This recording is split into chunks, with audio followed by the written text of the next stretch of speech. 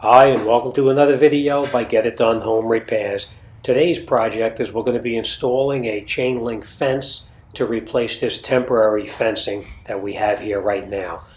Now what we're going to do is we're going to lay out exactly where we're going to put the corner posts, and we're also going to put the gate post in here as well. As you can see, we cleared out all of the shrubbery so we can get in there and put our post on the property line where it's supposed to be.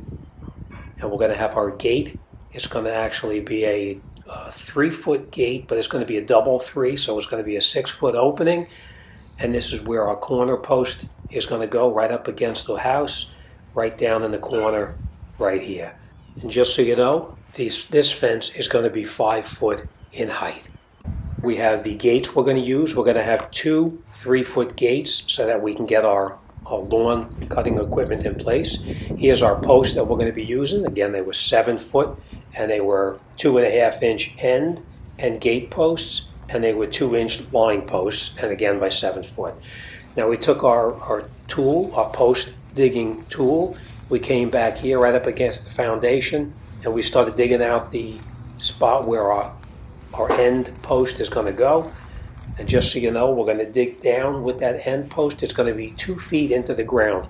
We're going to dig down approximately 18 inches, and then we're going to take the post and drive it down the additional 6 inches just into the dirt so that it stays fairly stationary when we're trying to line it up before we put our concrete into the post itself. Now that tool that we used is to drive the post down in there without damaging the post itself. We stuck the post into the ground, we put the tool over the top, and then we drove the post down into the ground approximately 6 inches. And now we can add the concrete to that hole to make everything nice and firm so it doesn't go anywhere.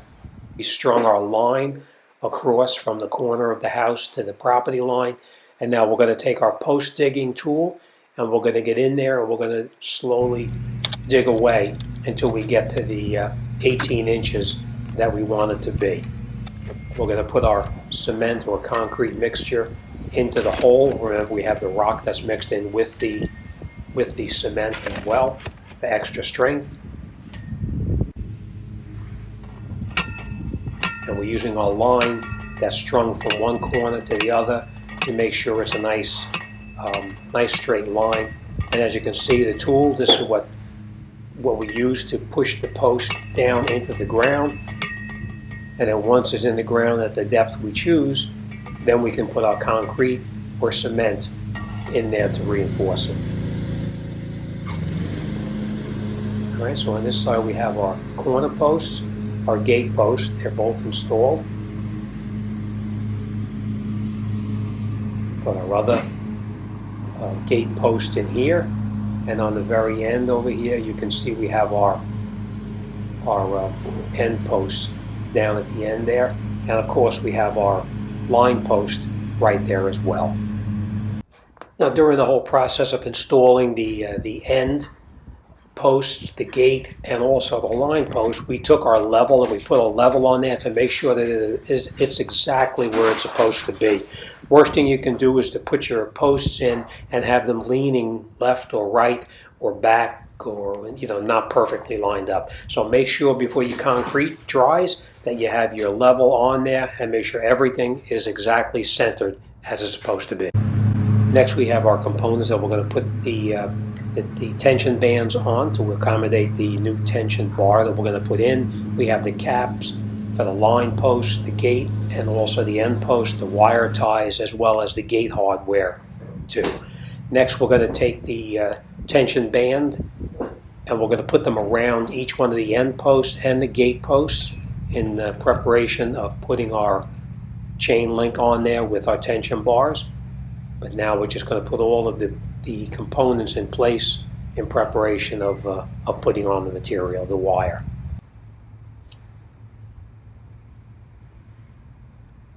Now we also installed our gate latch assembly too, and it's just loose. We're not going to do anything as far as tightening it up until we're ready to put the gate in position, but we have everything lined up. As you can see, we also have our top rail ends in place, and this is one on top of our line post.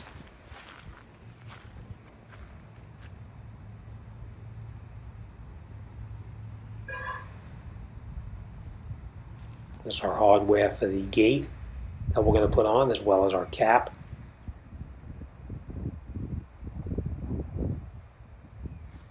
And of course, this is our gate. Remember, we have 2 3-foot gates that we're going to put in there. Next, we took our top rail and we put it in place. We took our ends and we put the top rail into the ends, and we tightened everything up in preparation of putting on the wire chain or the chain link fence itself. We tightened it up. We have our height set to the correct height. Next, we're going to take our chain link fence and we'll stretch it across this opening, and we'll start to put the fence up in place. As I said, we set the height of that top rail to accommodate the chain link fence itself. Next, we're going to take our tension bar. We'll slide our tension bar into the one end of the chain link, and we'll put it onto the tension bands. And now we take our tool to stretch the chain link to take all of the looseness or the give out of the fence itself. And as you can see, it's attached on the end post, and we pulled it tighter, and now we'll put our screws in to hold it in place. And that was the tool that we used to do that. As you can see, my dogs want to see what's going on there. They're very curious what's happening. So we stretched our material, and we now put our tension bands in place, and we tightened them up, put our hinges on, and then we hung the gates in place, and we adjusted everything.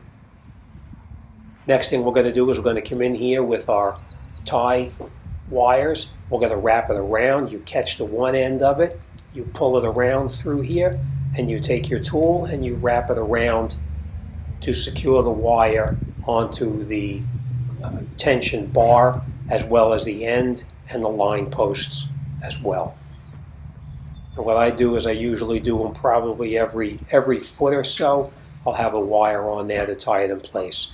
And as you can see on the gate here, we drove a metal pipe down into the ground to hold our lock in place. And these are our tie wires going in there, and wrapped it around.